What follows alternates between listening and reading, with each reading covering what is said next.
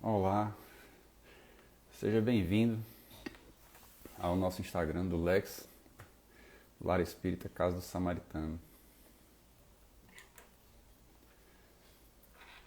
A mais uma live do Evangelho no Lar.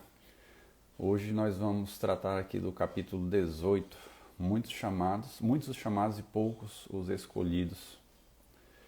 Especificamente dos itens 1 e 2, que trata da parábola do festim de núpcias.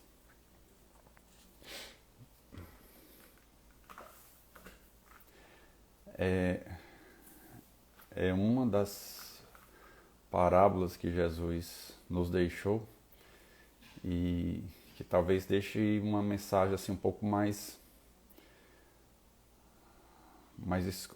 oculta, né? As parábolas elas têm mensagens ocultas nelas, mas a forma de falar por parábolas foi uma forma que Jesus encontrou de falar às pessoas que dos mais diversos tipos e graus de entendimento, de compreensão, e permitir que elas pudessem deduzir a mensagem que havia por trás das parábolas, né? Então seria uma maneira de falar a mais gente, né? De permitir que mais pessoas conhecessem, mais pessoas pudessem acessar a mensagem que ele tinha para deixar, né? E fazer com que essas pessoas, se pelo menos não compreendessem literalmente, mas que pelo menos sentissem, né? Já que a questão não era a forma, mas o fundo da própria mensagem, né? Então que elas pelo menos sentissem aquilo que Jesus estava querendo transmitir. Então as parábolas foram utilizadas para isso, né? Para alcançar o maior número de pessoas, e muitas vezes também ele não podia ser tão claro naquilo que dizia, e as parábolas eram uma forma de transmitir a mensagem, falar o que ele queria dizer, né? Sem que fosse de uma forma tão explícita a ponto dele ser cerceado de forma mais dura, digamos assim, já que o período em que ele viveu, talvez até hoje acontecesse o mesmo, né? Se ele estivesse hoje falando para nós, talvez ele utilizasse também parábolas, porque poderia ter as suas contas das redes sociais bloqueadas, né? Então seria mais ou menos isso naquela época, né? Ele poderia ser impedido de falar se ele fosse muito explícito. Bom, então a gente, como de costume, né? Como vocês que assistem já estão habituados, a gente inicia com uma prece. E agradecemos a Deus pelo momento, agradecemos a Deus pela vida, aos reencarnados agradecemos a reencarnação, o momento, a oportunidade, pela experiência na vida da carne, pela experiência que Deus nos concede, a oportunidade de viver, reencontrando pessoas, reencontrando afetos e desafetos, para que possamos nos equilibrar, nos alinhar, nos ajustar. E pedimos a Deus e a Jesus que nesse momento nos inspire, para que possamos ter os nossos corações, as nossas mentes abertos e receptivos à compreensão da mensagem que Jesus nos deixa, a fim de que, absorvendo essa mensagem de amor, de paz, essa luz espiritual para nos iluminar o caminho, possamos fazer nossas vidas melhores e as vidas daqueles que também nos cercam, e nosso mundo assim possa ser melhor pela frutificação dessa mensagem em todos nós. Que assim seja. Bom, então vamos lá. Em termos de leitura, a leitura de hoje é um pouco longa, então vou procurar fazer assim, à medida que vou lendo, tá? A não ser a primeira parte, que é propriamente do Evangelho de São Mateus, mas à medida que vou lendo, vou procurar ir comentando, né, dada a extensão do texto. O capítulo 18, muitos os chamados e poucos os escolhidos, logo no início, né, o primeiro item já trata da parábola do festim de núpcias. Tá? Então, item 1 diz assim: Jesus, falando ainda por parábolas, lhes disse: o reino dos céus é semelhante a um rei que, querendo realizar as núpcias de seu filho, enviou seus servidores para chamar às núpcias aqueles que foram convidados. Mas eles se recusaram a vir. Ele enviou ainda outros servidores com ordem de dizer de sua parte aos convidados: eu preparei meu jantar, fiz matar meus bois e tudo o que havia feito cevar. Tudo está preparado, vinde às núpcias. Mas eles não se preocuparam e se foram, um à sua casa de campo e outro ao seu negócio. Os outros se apoderaram de seus servidores e os mataram, após lhes ter feito vários ultrajes. O rei, tendo sabido disso, se encheu de cólera, e tendo enviado seus exércitos, exterminou esses homicidas e queimou a sua cidade. Aqui eu vou fazer uma pequena parada para dizer o seguinte. Vejam que ele diz assim: enviou servidores para chamar às núpcias aqueles que foram convidados. Quer dizer, as núpcias já estavam acontecendo, é como se a festa já estivesse se iniciado, né? Assim como ele diz também: eu preparei meu jantar, fiz matar meus bois e tudo o que havia feito cevar. Então o jantar já estava preparado, né? Na parábola você já tinha tudo pronto, só aguardando a chegada daqueles convidados. E um outro trecho também que eu chamaria a atenção é esse trechozinho final que diz assim: o rei, tendo sabido disso, se encheu de cólera e, tendo enviado seus exércitos, exterminou esses homicidas e queimou a sua cidade. Essas falas essas passagens que a gente encontra no Evangelho fizeram e fazem ainda hoje que muita gente pense que Jesus veio pregar isso, veio falar sobre um Deus que se encolerizava, que ficava furioso e que essa cólera ou essa fúria fazia com que Deus exterminasse os pecadores, por assim dizer, né? Só que isso, relembrando aqui, isso está numa parábola.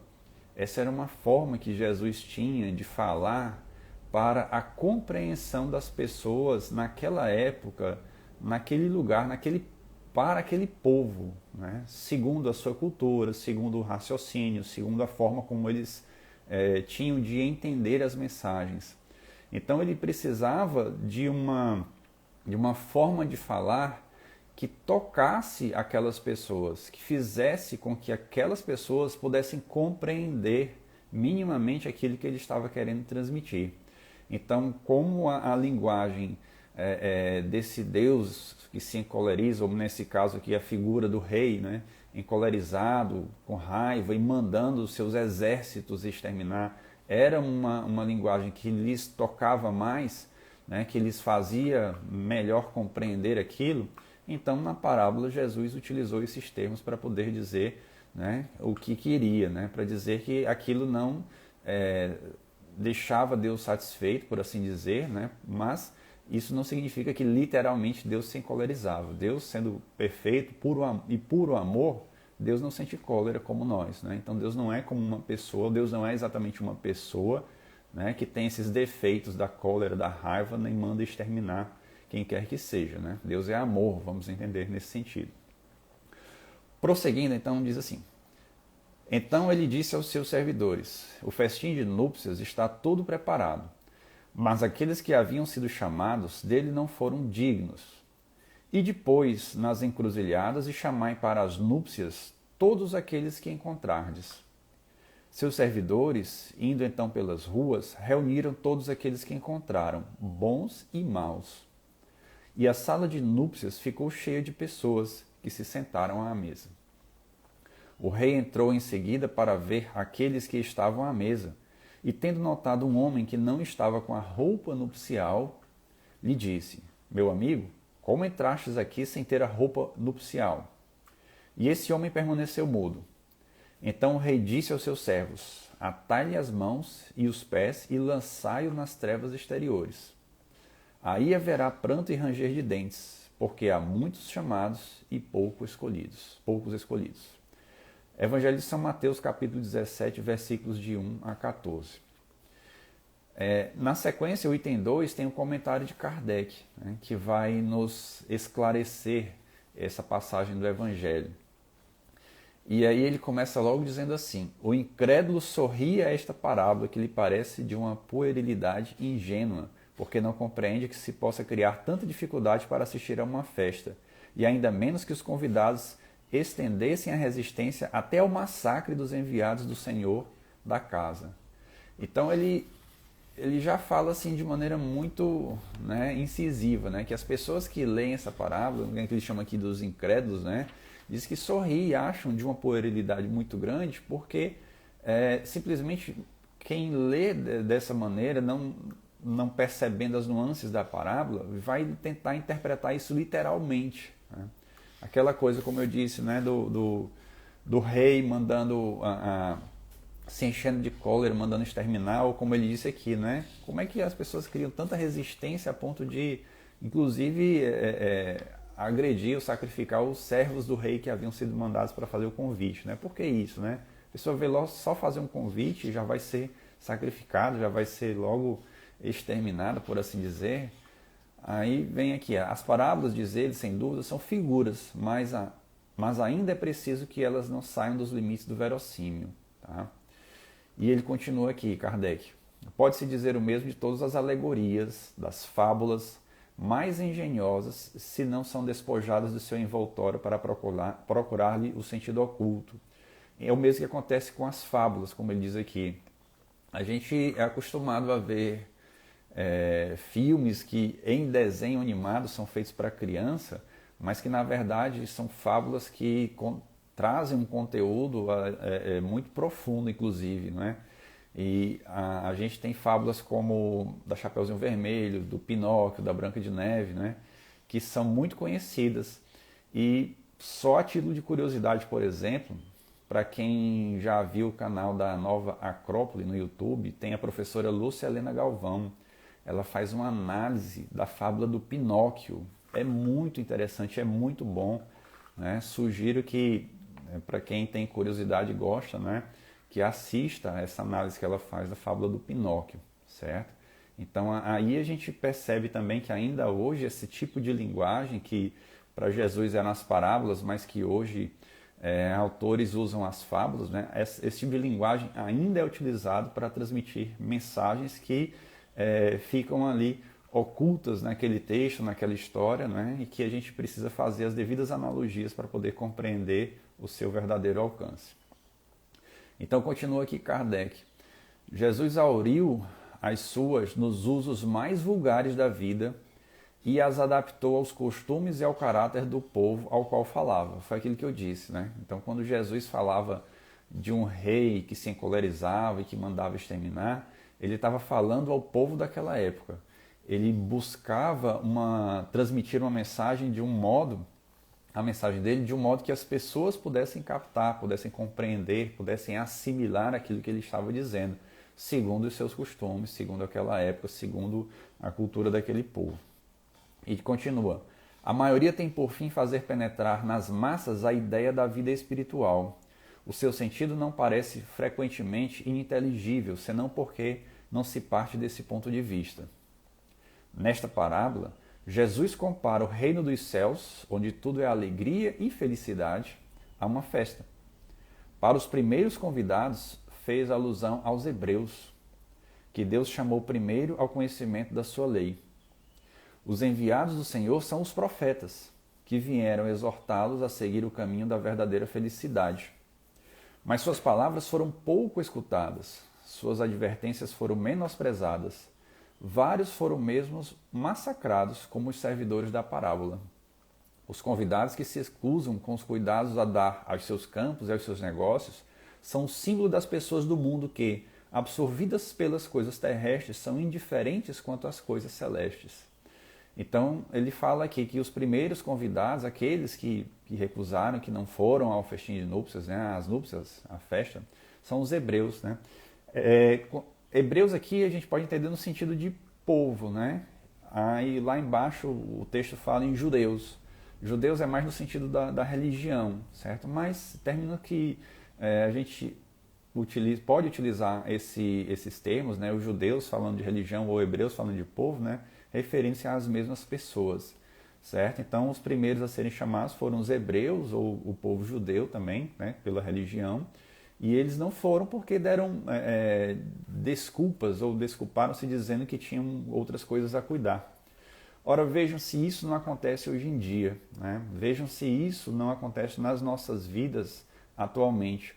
Quantos de nós estamos tão envolvidos nos nossos afazeres e nos nossos interesses da vida material que não notamos sequer a existência de uma vida extrafísica, de uma vida material. Não nos preocupamos com o que vai acontecer depois que nós deixarmos esse corpo de carne, né? Então, este envolvimento, esses interesses extremamente ligados a esse cotidiano, a essa vida material, a esse dia a dia, nos deixam assim cegos para o que existe além de tudo isso, tá? É claro que nós encarnados estamos vivendo uma vida física, material, nesse mundo aqui que nós estamos com tudo tangível, né? Com tudo que nós podemos tocar, ver, né? Ouvir. Então nós precisamos viver de acordo com esse mundo, né? Na época de Jesus, o próprio Jesus trabalhava. O Paulo de Tarso, um dos maiores exemplos, né, para nós, depois que se converteu ao cristianismo, né, foi um daqueles que mais difundiu o cristianismo, e ele trabalhava durante o dia, tá, e fazia as suas pregações depois do seu expediente, por assim dizer.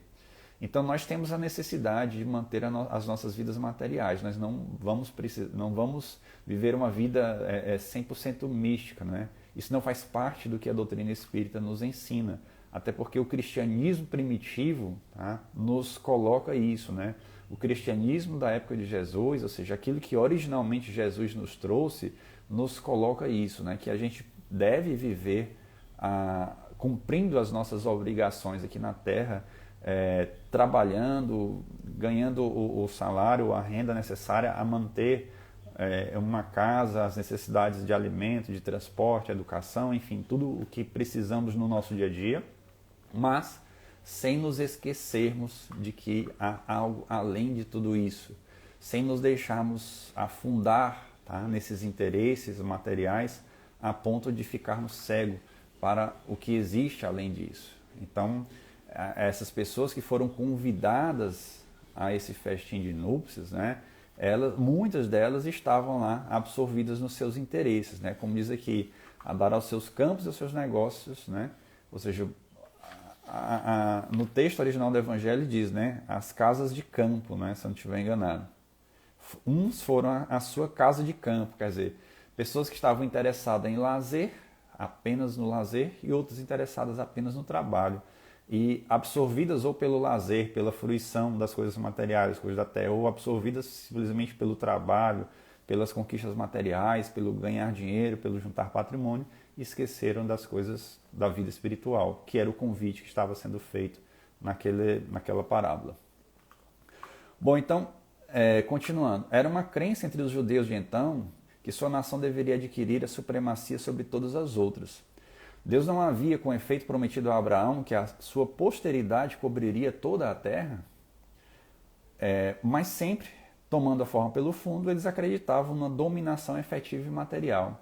Isso já é conhecido pela história, né? Assim, pelos historiadores e tudo que foi já escrito sobre o povo judeu, sobre esse povo hebreu daquela época. Eles esperavam, tá, que aquele que era o Messias prometido viesse como um príncipe ou um guerreiro ou alguém que iria empunhar a espada e através da luta armada iria se impor, iria impor a sua crença, iria impor a sua religião sobre todo o resto do mundo, né? Só que Jesus veio com uma mensagem de amor, né? Aquilo que Jesus trouxe não era aquilo que eles imaginavam que seria. Então não foi por dominação física, dominação pela força, dominação por exércitos, mas sim pela conquista dos corações, pelo convencimento, pela fraternidade, pelo amor, pela caridade, né? Então foi realmente diferente e não compreendendo a mensagem, né, eles não seguiram, né, assim, os passos de Jesus, e foram poucos a princípio que conseguiram perceber isso. Bom, continuando aqui diz, antes da vinda do Cristo, à exceção dos hebreus, todos os povos eram idólatras e politeístas. Se alguns homens superiores ao vulgo conceberam a ideia da unidade divina, essa ideia ficou no estado de sistema pessoal, mas em nenhuma parte foi aceita como verdade fundamental, a não ser por alguns iniciados que escondiam os seus conhecimentos sob um véu misterioso, impenetrável às massas. Então, apenas o povo hebreu ou judeu era um povo monoteísta, os demais eram politeístas, né? A exemplo dos egípcios, a exemplo dos gregos ou dos romanos, né? Que cultuavam vários deuses, né? Tinha um deus disso e daquilo, né? O deus da guerra, o deus do amor, o deus do vinho, né? Então, o deus do submundo, né? Então existiam vários tipos de deuses, né? Apenas os hebreus ou judeus eram crentes de apenas um único Deus. Os hebreus foram os primeiros que praticaram publicamente o monoteísmo. Foi a eles que Deus transmitiu a sua lei, primeiro por Moisés, depois por Jesus. Foi desse pequeno foco que partiu a luz que deveria se derramar sobre o mundo inteiro, triunfar do paganismo e dar a Abraão uma posteridade espiritual tão numerosa quanto as estrelas do firmamento.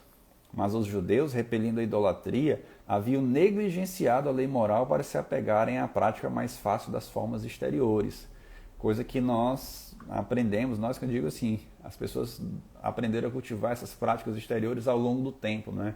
Então valia mais aquilo que era externo, né? De uma certa forma mostrando aos outros, né? Que se praticava a religião, que se praticava aquilo que os cultos religiosos queriam, do que propriamente aquelas mudanças internas que são aceitas, né? Hoje em dia ainda temos muitos resquícios disso.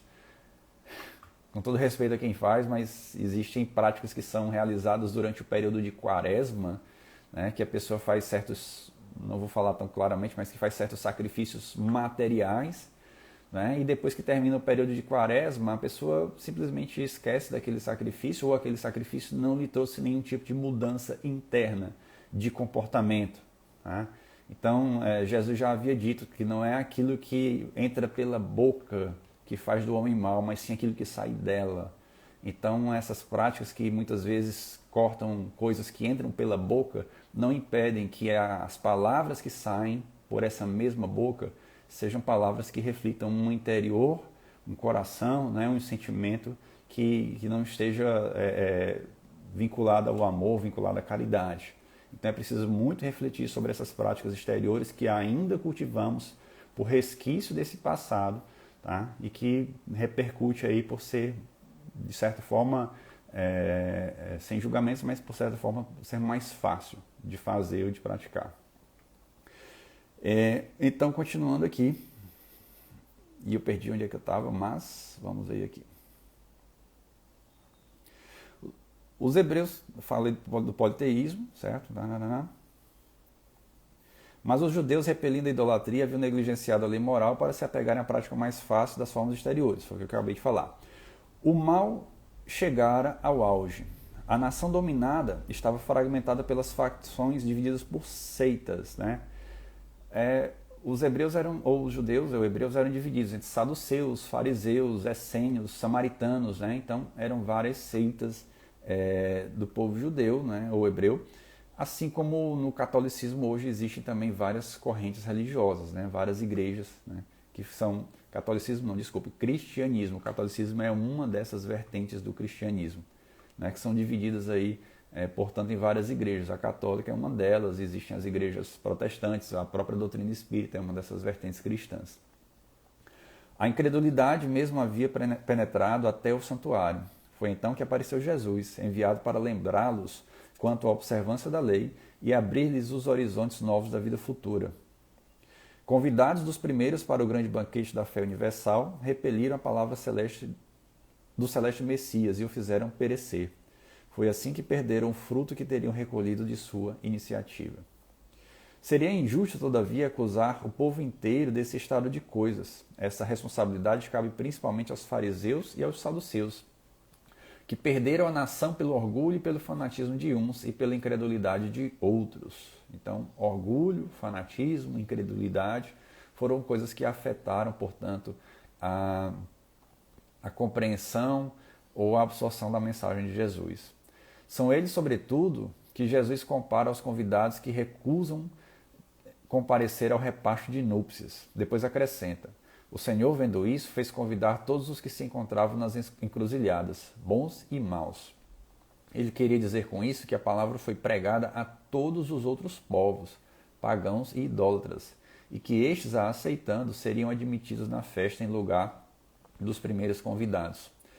Isso aconteceu realmente com o cristianismo, né? E quem foi o principal responsável, né, por esse convite aos demais povos foi Paulo de Tarso, que eu já mencionei aqui, né? Ele que foi difundir o cristianismo para além daquela região onde Jesus havia vivido, né? Ele que foi à Grécia, ele foi para a região da Anatólia, onde hoje é a Turquia, né? Ele que foi viajar, digamos assim, para difundir o cristianismo. Então ele que foi fazer esse convite a todos os outros povos, né? Não apenas aos hebreus. E o último parágrafo diz aqui: mas não basta ser convidado, não basta levar o nome de cristão, nem se assentar à mesa para tomar parte do celeste banquete. É preciso, antes de tudo, e como condição expressa, estar revestido com a roupa nupcial, quer dizer, ter a pureza de coração e praticar a lei segundo o Espírito. Ora, essa lei está inteiramente nessas palavras: fora da caridade não há salvação. Quer dizer, não basta apenas dizer, eu sou cristão, dizer que está seguindo Jesus, porque isso não será suficiente. É necessário, portanto, que haja algo interno, algo realmente que a pessoa tenha dentro de si e que pratique para que isso represente realmente a sua participação nesse banquete, ou para que isso realmente signifique que essa pessoa está seguindo os ensinamentos de Jesus. Então, Jesus deixou dito, né, que fora da caridade não há salvação. Mas entre todos aqueles que ouvem a palavra divina, quão poucos há que a aguardam e a praticam. Quão poucos se tornam dignos de entrar no reino dos céus. Por isso Jesus disse: haverá muitos chamados e poucos escolhidos. Então, quão poucos de nós, né, estamos envolvidos, estamos frequentando, estamos lendo, né, tudo aquilo que diz respeito ao cristianismo, lendo sobre o Evangelho, conhecendo sobre o Evangelho, mas ainda não internalizamos isso a ponto de exteriorizarmos nas nossas ações, nas nossas palavras, no nosso convívio cotidiano com as pessoas, na nossa forma de nos expressarmos perante o mundo. Então há essa necessidade de que nós, convidados, e nós que aceitamos esse convite feito por Jesus, estejamos com essa roupa nupcial, né, como na parábola falou. Quer dizer, que nossas ações e nosso sentimento realmente estejam voltados para isso, realmente estejam revestidos de todo o amor que Jesus veio nos demonstrar e nos estimular para que nós, que somos tão capazes quanto Jesus foi de chegar aonde chegou, possamos também dar passos mais adiante, passos mais largos e firmes nesse sentido, certo? Então, essa parábola é um convite realmente à reflexão quanto à nossa vida, se nós realmente ouvimos o convite, se nós aceitamos o convite e se nós estamos com a roupa nupcial. Isso significa, se nós realmente ouvimos Cristo nos chamando, né? Se nós aceitamos esse chamado de Jesus e se nós estamos vestidos daquilo que Jesus nos apresentou, né? Que seria o amor, a caridade, a fraternidade, o perdão das ofensas, a indulgência para com os erros dos outros, né? E se isso tudo realmente faz parte da nossa vida, se nós interiorizamos tudo isso e se isso realmente faz parte de nós. Então é necessário que essas reflexões sejam feitas, é necessário que a gente pense muito bem sobre a mensagem e principalmente reflita se nós estamos assimilando a mensagem e colocando isso como parte das nossas vidas, né? Porque, afinal de contas, o Evangelho não é um texto apenas, o Evangelho é ação. O próprio Jesus não deixou nada escrito, Jesus viveu o Evangelho. Tá? Então Jesus não escreveu o Evangelho, Jesus não foi alguém que deixou textos ali para que a gente aprendesse. Ele viveu o Evangelho para que os seus exemplos nos servissem de guia, né? Ele, como disse, é o caminho, é a verdade, é a vida, então nós temos que seguir esse caminho com a sua verdade, né, para que tenhamos essa vida que Jesus nos mostrou. Portanto, a reflexão é importante para que a gente consiga compreender exatamente aonde podemos e devemos chegar, né, se realmente o Evangelho for praticado, for seguido por nós. Então, era isso, né? Não sei se falei um pouquinho rápido, porque o texto era longo, mas a mensagem é importante, tá? Espero que tenha sido compreendida, mas sempre fica o texto como referência para uma nova leitura, para uma leitura mais pausada e refletida, a fim de que nós possamos assimilar muito melhor aquilo que Jesus procurou nos transmitir e que Kardec e os espíritos da codificação procuraram nos esclarecer, né? Tornar aquilo tudo mais melhor compreensível para nós. Bom, então a gente termina aqui esse evangelho, agradecendo a Deus novamente por nossas vidas, agradecendo a Deus novamente por esta reencarnação, para nós que estamos reencarnados, tá? E agradecendo pela oportunidade de estarmos neste mundo aprendendo, né? Neste mundo que é uma escola, para que a gente aprenda, para que a gente se corrija e para que a gente cresça, como disse no início, a fim de que a gente cresça não apenas sozinho, mas que faça com que isso também se difunda a todos aqueles que estão à nossa volta e que o nosso mundo, por consequência, seja um mundo melhor, mais pacífico, mais harmonioso e que a gente consiga viver mais felizes também dentro desse mundo, sem tantas dores, sem tanto sofrimento, sem tantas injustiças como a gente vê hoje em dia. Então, que Deus nos ajude, nos proteja, nos ilumine, que Jesus esteja presente em nossos corações, nos inspirando todos os dias e todos os instantes, a fim de que tudo possa melhorar. Que assim seja. Muito obrigado, então, pela atenção a todos que estiveram. Hoje é sábado, amanhã é domingo. Nós também teremos outra live do Evangelho às 9 horas, né? E para quem estiver disposto, esteja assistindo ao vivo, então assista a gravação que fica salva aqui no Instagram. Então, obrigado e até a próxima oportunidade. Tchau, tchau.